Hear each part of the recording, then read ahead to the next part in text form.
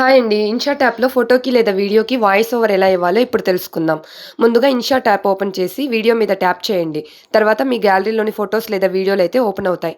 అందులో మీకు కావాల్సిన వాటిని సెలెక్ట్ చేసుకోండి.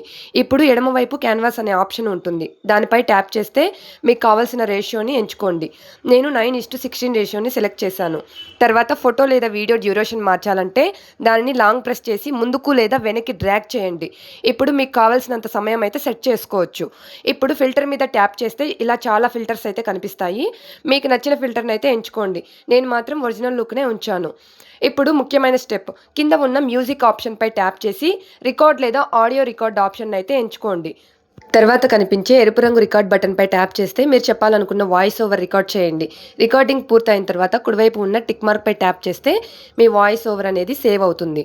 ఇప్పుడు వీడియోలో కనిపిస్తున్న ఇన్‌షాట్ లోగో లేదా వాటర్ మార్క్‌ను తొలగించాలంటే వీడియో కుడివైపు ఉన్న క్రాస్ గుర్తుపై ట్యాప్ చేయాలి. అప్పుడు ఒక యాడ్ ప్లే అవుతుంది.